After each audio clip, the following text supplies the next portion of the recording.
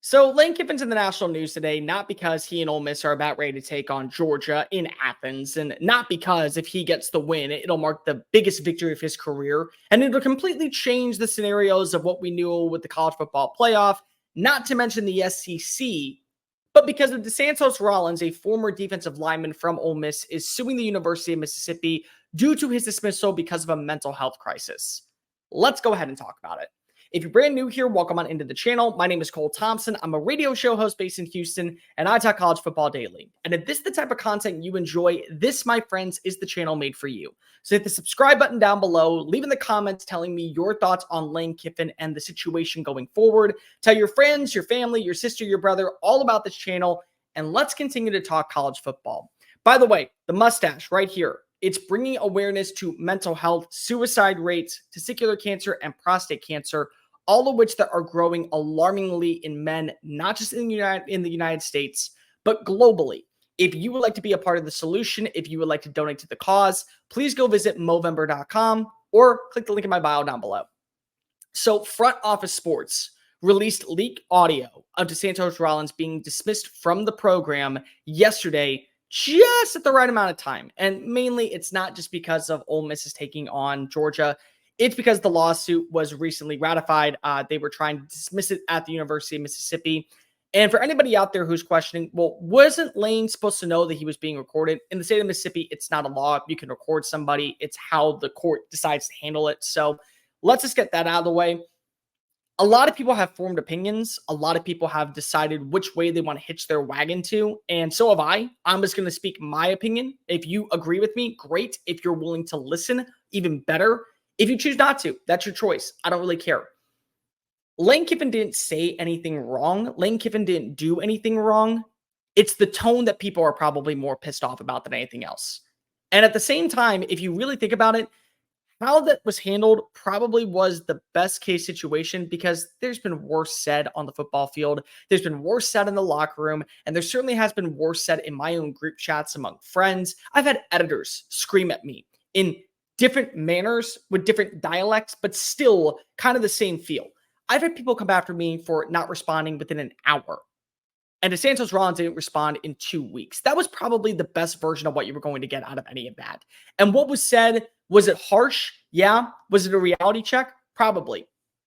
The thing is that I'm not even going to compare this when it comes to you and your job. Because if you don't show up to your job for 2 weeks, you're not going to be brought back in. If you don't show up to a volunteer work in 2 weeks, they'll replace you tomorrow. They'll do all of that because of accountability is everything. And communication is a key asset on making sure that everything stays on the point of path.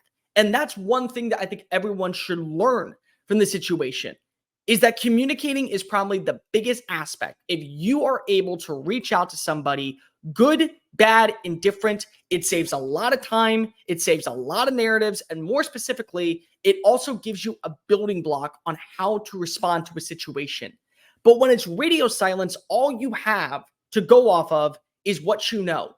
And what Lane Kiffin knew was that he had a player on scholarship that was a member of the University of Mississippi's football team, and he wasn't showing up to practice, he wasn't picking up his phone, and he was breaking violations set by the university and the bylines by the football program.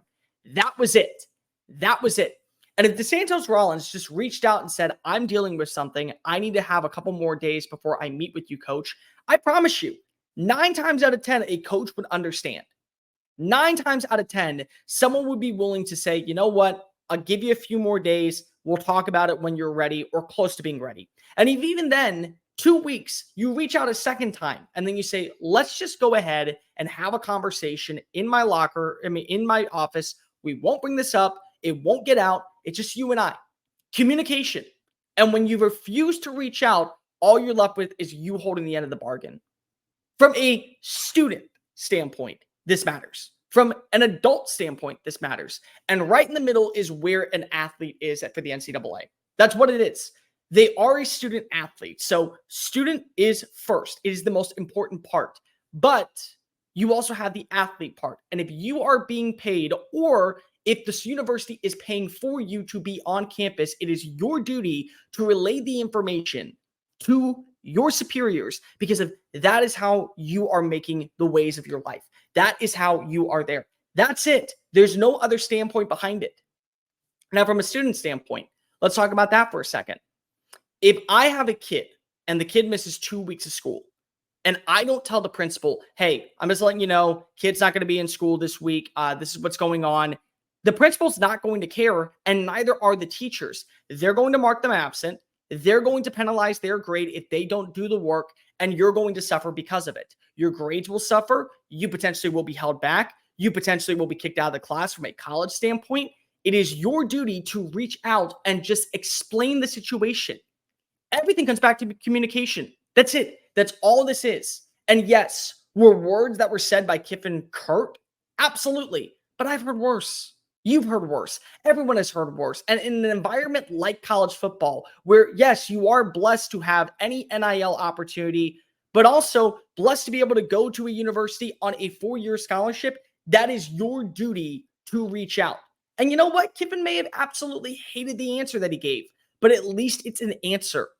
None was given. And so after 2 weeks of trying to get in contact with the kid finally shows up.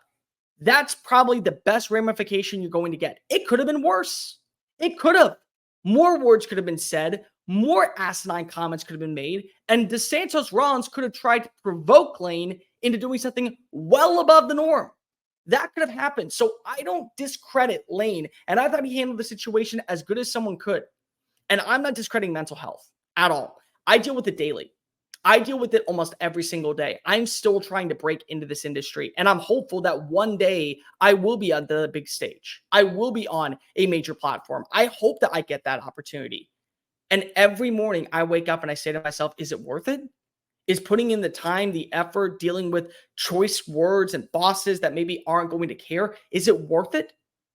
And if I feel like that I'm not ready to go ahead and do my job to the best of my ability, I call my program director. Hey, I need a day. I'm not coming in. I call my producer. Hey, I'm not going to be in today. This is what we should play. This is what we should do. That's the way it goes. And I have taken a mental health day, and I'm okay with saying that. And I'm okay with saying that primarily in men, we lived in a society and we grew up where we were told to bury our feelings, not tell people what's been going on with us, stick to the norm of what we know, and just let it die. That was what we were taught.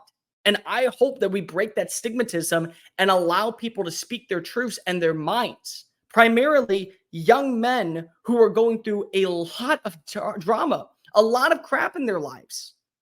But it's our job, male, female, student, athlete, just a normal student, employee, to tell those what's going on so they have a basis. That's all this stems back to. If DeSanto Rollins just reaches out to Lane Kiffin and says, I'm dealing with mental health, which, by the way, we don't know if he did. We don't have any information that says that he did reach out. What we do have information on is that he didn't speak to the university staff. He didn't speak to the coaches staff for 2 weeks. That's it. That's on you. There's no other way to phrase it. I am somebody that absolutely knows what it's like to deal with mental health and the struggles of what it feels like to wake up in the morning and not know if you're good enough. I understand that. It's also my duty to make sure that I reach out to those and tell them what's going on in my brain so they have a baseline to deal with it. It's my responsibility. What Lane Kiffin said was not terrible. What Lane Kiffin said is very common in the workplace today, and it's very common among people of our age. The difference is that you didn't like the tone that he took it with, and people are going to run with this, and they're going to say he is a bad guy. At some point, we have to realize there is a breaking wall for everybody. You broke Lane Kiffin's wall. That was the retaliation. And what was said, honestly, I've heard worse. So have you. It's not that big of a deal.